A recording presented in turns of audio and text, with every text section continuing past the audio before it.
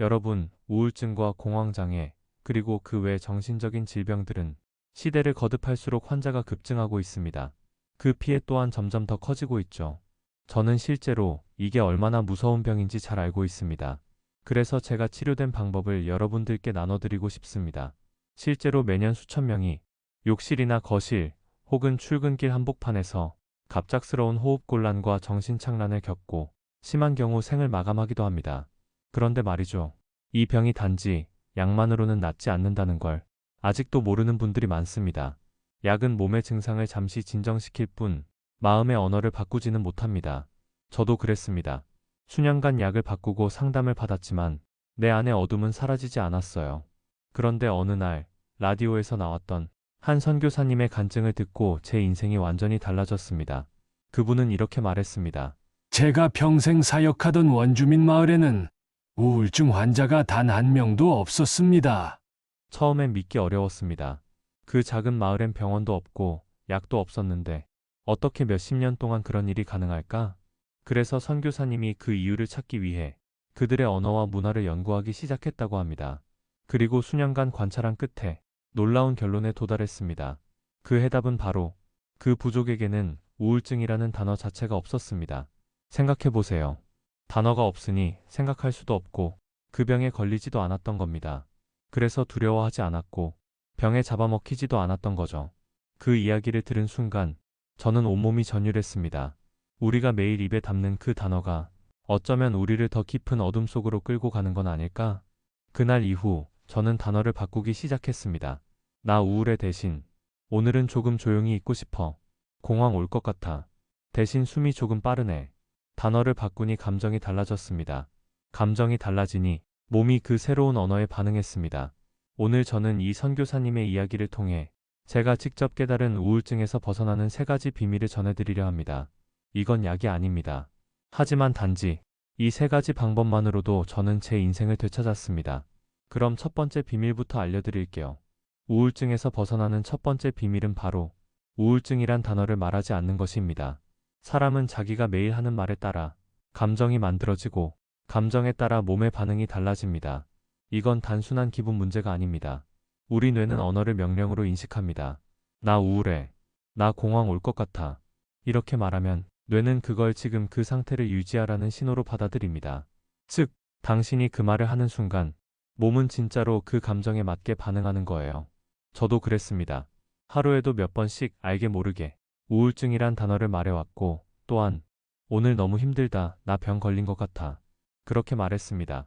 그런데 생각해보면 그 말이 나를 더 깊은 어둠으로 밀어넣고 있었다는 걸 그땐 몰랐어요. 그래서 저는 결심했습니다. 이제 그 단어를 입에서 없애자. 우울증, 공황, 불안. 이 세 단어를 입 밖에 내지 않기로 했습니다. 그리고 대신 이렇게 말하기 시작했죠. 오늘은 조금 조용히 있고 싶어. 지금은 숨이 빠르네. 잠깐 쉬어야겠다. 단어만 바꿨을 뿐인데 놀랍게도 제 몸의 반응이 달라졌습니다. 숨이 안정되고 가슴의 두근거림이 줄고 무겁던 머리가 조금씩 가벼워졌습니다. 여러분, 이건 단순한 긍정적인 말하기가 아닙니다. 자기 암시와 신경회로의 재설계입니다. 하버드 의대 연구에서도 밝혀졌습니다. 부정적인 언어를 자주 사용하는 사람은 우울 증상이 3배 이상 빠르게 악화된다고 합니다. 반대로 긍정적 언어로 사고를 전환한 사람은 회복 속도가 2배 빨랐습니다. 그만큼 단어 하나가 약보다 강력한 치료제가 될 수 있다는 뜻입니다. 그래서 저는 제 자신에게 이렇게 말합니다. 괜찮아, 오늘은 조금 느려도 돼. 내 몸은 지금 회복 중이야. 이건 끝이 아니라 과정이야. 그 말을 들은 뇌는 아, 위험하지 않구나 하고 몸 전체에 안정 신호를 보냅니다. 여러분, 말은 단순한 소리가 아닙니다. 그건 내 영혼이 내 몸에게 보내는 지시문입니다. 지금부터 그 단어를 입에 담지 마세요. 우울하다 대신 조용히 있고 싶다. 불안하다 대신 조금 긴장된다. 공황이다 대신 숨이 빨라졌다. 이렇게만 바꿔도 당신의 뇌는 완전히 다른 메시지를 받습니다. 그때부터 치유가 시작됩니다. 두 번째 비밀은 감사와 웃음입니다. 이건 단순히 기분을 좋게 만드는 말이 아닙니다. 감사와 웃음은 실제로 몸의 화학을 바꾸는 힘이 있습니다. 우리가 감사합니다 라고 말할 때 뇌에서는 도파민과 세로토닌, 그리고 놀랍게도 다이돌핀이라는 물질이 분비됩니다. 이 다이돌핀은 엔돌핀보다 4000배나 강력한 천연 진통제입니다. 즉, 감사할 때마다 우리의 몸이 스스로 약을 만들어내는 거예요. 한 외국 연구에 따르면 하루에 감사합니다를 100번 이상 말한 사람들은 우울증 지수가 절반 이하로 떨어졌습니다. 또한 웃음을 5분 이상 유지한 사람들은 면역력이 25% 이상 상승했다고 합니다. 결국 감사와 웃음은 약보다 강력한 자기치유제였던 겁니다. 저도 처음엔 믿기 어려웠습니다. 그래서 직접 실험해봤죠. 아침에 일어나서 감사합니다를 입에 10번만 올렸습니다. 감사할 이유가 없어도 말이죠. 그냥 공기에게, 햇살에게, 살아있음에. 하루가 지나자 이상하게 마음이 조금 가벼워졌습니다. 몸이 따뜻해졌고 머리가 맑아졌습니다. 그날 이후로 저는 감사합니다라는 말을 하루 100번씩 하는 습관을 들였습니다. 이건 단순한 주문이 아닙니다. 우리 뇌는 말을 현실로 인식하기 때문이에요. 감사하다라는 단어를 반복하면 뇌는 실제로 지금 좋은 일이 일어나고 있다고 착각합니다. 그 착각이 몸 전체의 스트레스 호르몬을 낮추고 면역세포를 활성화시킵니다. 아이들이 이런 병에 잘 걸리지 않는 이유는 바로 아이들이 하루 평균 400번 웃기 때문입니다. 하지만 어른은 평균 15번밖에 웃지 않습니다. 그 차이만큼 아이들은 걱정이 없고 몸이 훨씬 건강합니다. 결국 웃음은 단순한 표정이 아니라 몸의 회로를 다시 켜는 스위치입니다. 그래서 저는 오늘도 이렇게 시작합니다. 감사합니다. 그리고 거울을 보며 살짝 웃어요. 그 두 가지가 만나면 몸의 긴장은 풀리고 마음의 불안은 조용히 사라집니다. 다음으로 마지막, 세 번째 비밀은 정확한 이유를 설명할 수는 없지만 개인적으로 가장 강력한 치유를 일으키는 방법이었습니다. 그건 바로 성경 말씀을 소리내서 읽는 것입니다. 저의 간증을 드릴게요. 저는 오랫동안 수많은 치료를 받았지만 효과가 없었습니다. 특히 예전 군대 시절에 이 병이 심했는데요. 우연히 군대 내 이발관 한쪽에서 성경 한 권을 발견했습니다.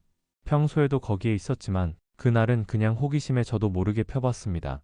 그리고 기다림의 무료함을 달래기 위해 그냥 몇 자 읽어봤습니다. 그런데 이상하게도 읽는 순간 마음이 고요해지고 가슴 깊은 곳이 따뜻해졌습니다. 그날 이후 저는 매일 한 장씩 읽기 시작했습니다. 왜 이렇게 마음이 편해질까? 처음엔 이유를 몰랐습니다. 하지만 나중에 알게 됐어요. 성경 말씀은 단순한 종교의 글이 아니라 마음의 언어를 바꾸는 문장들이었습니다. 수고하고 무거운 짐 진 자들아 다 내게로 오라. 내가 너희를 쉬게 하리라. 이 말씀을 읽을 때 저는 누군가가 나를 이해하고 있구나라는 깊은 위로를 느꼈습니다. 그때부터 제 몸의 반응이 달라졌습니다.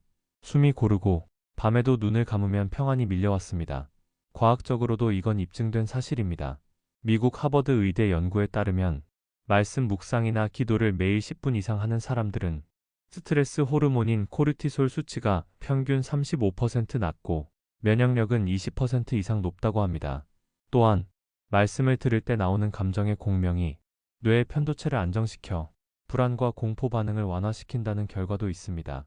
즉, 말씀은 단순히 위로가 아니라 뇌의 구조를 다시 쓰는 언어 치료였던 겁니다. 저는 매일 말씀을 소리내서 읽기 시작했습니다. 성경을 읽을 때면 마음이 평안해졌고 무슨 말인지는 모르겠지만 점점 성경 말씀이 저를 치료하는 것을 느꼈습니다. 그리고 저는 마침내 그 병에서 완전히 치유되었어요. 제대한 지 거의 25년이 지난 지금까지도 그 병은 재발되지 않았습니다. 저는 처음엔 이게 말씀을 읽기 때문이란 건 알지는 못했습니다. 아예 그런 쪽으론 생각을 못했었으니까요. 그런데 어느 날 우연히도 저와 같은 일을 실제로 경험한 사람들이 있었습니다. 개그우먼 조혜련 씨. 한때 극심한 우울증과 무기력으로 모든 일을 내려놓고 싶었다고 고백했습니다. 그런데 어느 날 성경을 펼쳐 내게 능력 주시는 자 안에서 내가 모든 것을 할 수 있느니라. 이 한 구절을 읽고 눈물이 쏟아졌다고 합니다. 그 순간 내가 여전히 사랑받는 존재구나라는 확신이 생겼고 그때부터 다시 웃기 시작했다고 말했습니다. 또 배우 신혜라 씨도 마찬가지였습니다. 입양, 가정, 일, 그리고 신앙 사이에서 심한 번아웃과 불안감을 겪었지만 성경 말씀 속에서 사랑은 두려움을 내쫓는다는 구절을 붙잡고 마음의 평안을 되찾았다고 고백했습니다. 그리고 가수 임재범 씨도 한 인터뷰에서 이렇게 말했습니다. 성경을 읽으면 마음이 진정되고 무너진 나를 다시 세워주는 힘이 있다. 임재범 씨는 상당히 오랜 기간을 우울증으로 고통받고 있다가 성경을 읽고 치유가 되었다고 간증하셨습니다. 저는 이분들의 간증을 들으며 또한 방송에 나온 여러 간증을 통해 내가 경험한 치유가 결국은 말씀 때문이었다는 것을 나중에서야 깨닫게 되었습니다. 그럼 정리해드리겠습니다. 오늘 저는 정신과 치료를 위한 3가지 비밀을 함께 나눴습니다. 첫째, 단어를 말하지 않기. 둘째, 감사와 웃음의 치유. 셋째, 말씀의 회복력. 이 3가지는 따로 떨어진 것이 아닙니다. 사실은 하나로 이어져 있습니다. 그건 바로 언어를 새롭게 하면 마음이 새로워진다는 진리입니다. 당신은 혼자가 아닙니다. 당신은 여전히 사랑받고 있습니다. 그리고 회복할 수 있습니다. 저는 그 사실을 믿습니다. 그리고 당신도 그걸 믿기 시작할 때 기적은 시작됩니다. 지금 병으로 고통받으시는 분들이 있다면 이 방법을 사용해서 꼭 치유받게 되시길 기도하겠습니다. 그리고 주변에 이 영상을 공유해서 다른 분들도 치유받을 수 있도록 전해주세요. 감사합니다.